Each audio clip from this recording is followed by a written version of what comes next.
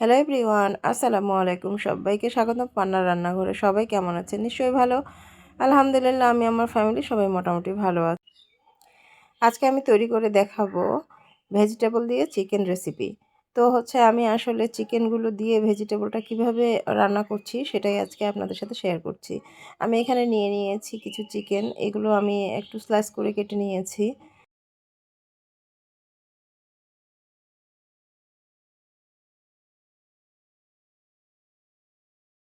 Sauce দিয়ে এটা মাখিয়ে নিচ্ছি।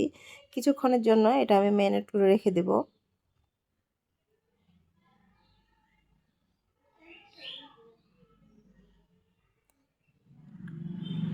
এখন আমি চলে যাচ্ছি চুলায়। চুলায় আমি প্যান বসিয়ে দিয়েছি। আর আমি প্যানে এই চিকেনটাকে এখন ভেজে নেব। চিকেনটাকে ভেজে নিলে চিকেনের যে একটা গন্ধ থাকে, সেই গন্ধটা পুরোপুরি চলে যাবে।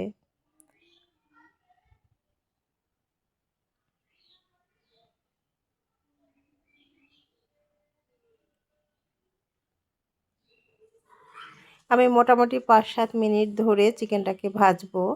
তো আসলে ৫-৭ মিনিট ধরে চিকেনটাকে এভাবে ভেজে নিলে কিন্তু চিকেনের যে একটা গন্ধ আছে, সেই গন্ধটা একেবারেই চলে যাবে এবং চিকেনটা খেতেও তখন আর খারাপ লাগবে না। এখন আমি এখানে দিয়ে দিলাম পেঁয়াজ কুচি। পেঁয়াজ কুচিটা আমি চিকেনটার সাথেই ভেজে নেব। চিকেনটাও আমার ভাজা হবে আরও ভালোভাবে। আর এখানে আমার পেঁয়াজটাও ভাজা হবে। সাথে আমি দিয়ে দিলাম কিছু টমেটো কুচি, দিয়ে দিলাম কিছু কাঁচামরিচ। এখানে সমস্ত উপকরণগুলোই আমি ভালোভাবে ভেজে নেব উল্টাপাল্টা করে। এটা ভালো করে ভেজে নিতে হবে, তাহলে কিন্তু এটার যে কাঁচা কাঁচা গন্ধ সেটা চলে যাবে এবং খেতেও কিন্তু তখন অনেক স্বাদ লাগবে।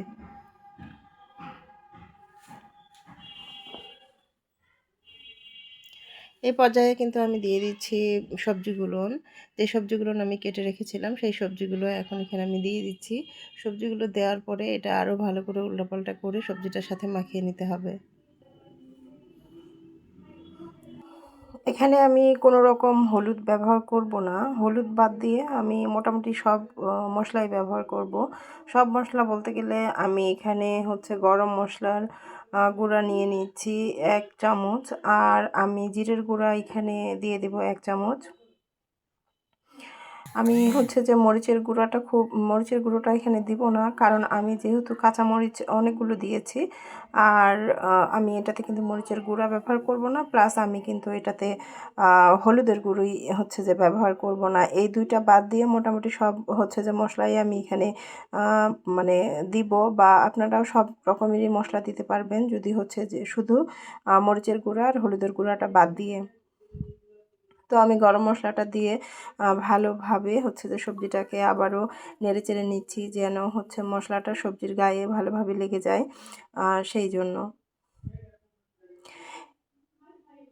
এখন পর্যন্ত যে বন্ধুরা আমার এই ভিডিওটা দেখছেন, সবাইকে অসংখ্য অসংখ্য ধন্যবাদ। আমি এই পর্যায়ে দিয়ে দিচ্ছি স্বাদে ম্যাজিক মশলা। কারণ স্বাদে ম্যাজিক মশলাটা যে কোনো সবজিতে দিলে কিন্তু আসলে স্বাদটা অনেক বেশি বেড়ে যায়। যারা এখন পর্যন্ত স্বাদে ম্যাজিক মশলা আপনারা ব্যবহার করেননি, তারা একবার হলেও ব্যবহার করে দেখতে পারেন। এটাতে কিন্তু স্বাদটা অনেক বেশি ভালো আসে। যাই হোক, আমি স্বাদে ম্যাজিক মশলা দেওয়ার পরে এটা আরও ভালো করে নেড়েচেড়ে দিচ্ছি। এই সবজিটা আসলে সবথেকে রুটি বা পরোটার সাথে খেতে কিন্তু দুর্দান্ত লাগে। এই সবজিটা কিন্তু পোলাওর সাথেও কিন্তু খেতে অনেক অনেক স্বাদের হয়। আর পরোটা আর রুটির সাথেও কিন্তু খেতে কিন্তু অনেক স্বাদ লাগে।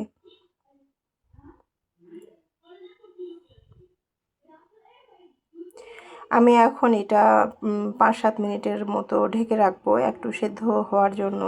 বিশেষ করে ফুলকপিটার ভিতরে একটু লবণটা যেতে সময় লাগে। তো আমি আসলে ফুলকপিটা ভালো করে সিদ্ধ যেন হয়ে যায়, সেই জন্য আমি ৫-৭ মিনিট এটা ঢেকে জাল করব। তো আমার ৫-৭ মিনিট আসলে হয়ে গিয়েছে। আমি এখন আবার এটা ঢাকনাটা তুলে নিলাম। তুলে নিয়ে এটা আবার উল্টাপাল্টা করে ভেজে নিচ্ছি।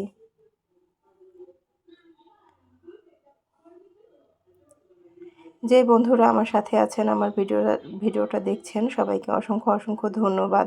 যে নতুন বন্ধুরা যুক্ত হয়েছেন, প্লিজ সাবস্ক্রাইব ডান করে দিবেন আর নোটিফিকেশনটা অন করে দিবেন, তাহলে যে কোনো নতুন রেসিপি আপনার পরিবারে সহজেই চলে যাবে। আর যেই বন্ধুরা আমার ভিডিওটা দেখছেন এতক্ষণ পর্যন্ত প্লিজ প্লিজ সবাই একটা করে লাইক ডান করে দেবেন আর ভিডিওটাকে শেয়ার করে দেবেন।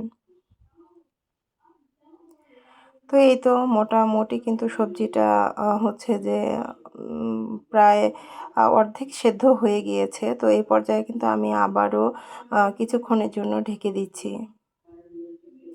তো এখন ঢাকনাটা তুলে যেটা করতে হবে, এখানে 1 কাপ পরিমাণ জাল করা দুধ, কাঁচা দুধ না, জাল করা দুধ হচ্ছে যে 1 কাপ পরিমাণে আমি এখানে দিয়ে দিলাম।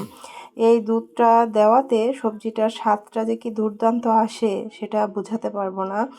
অনেক অনেক বেশি স্বাদ আসে। তো এখানে আমি হচ্ছে যে জাল করা দুধটা দিয়ে দিলাম। দুধটা দিয়ে এখন আমি দুধটাকে শুকানো পর্যন্ত অপেক্ষা করব এবং জাল করব।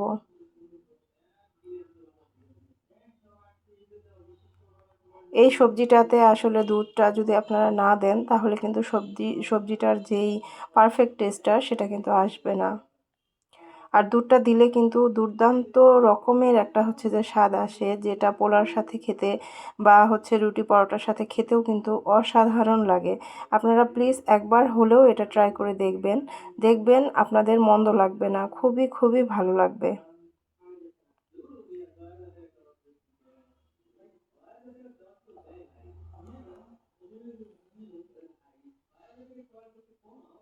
এই তো আমার দুধটা হচ্ছে একেবারেই মোটামুটি শুকিয়ে এসেছে।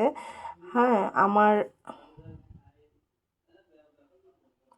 এখন আমার তরকারিটা আসলে হয়ে গিয়েছে। আমি এখন এটাকে সার্ভ করে নিব। সার্ভ করে নিচ্ছি, দেখুন তো দেখতে কি সুন্দর হয়েছে, তাই না? এটা যদি আপনারা বাচ্চাদের টিফিনেও দেন তাহলে কিন্তু বাচ্চারা পরোটা বা রুটির সাথে একেবারে নিমিষে খেয়ে শেষ করে দেবে। কারণ যেহেতু চিকেন আছে, বাচ্চাদের তো চিকেন মানে খুবই পছন্দের একটা খাবার। তো হচ্ছে যে চিকেনটা দেখে আর সবজিটার এত বেশি স্বাদ হয়, তো বাচ্চাদেরকে দিলে টিফিন বক্স আসলেই খালি করে নিয়েই বাসায় আসে এবং খুবই খুবই দুর্দান্ত হয় এবং খুবই পছন্দ করে বাচ্চারা।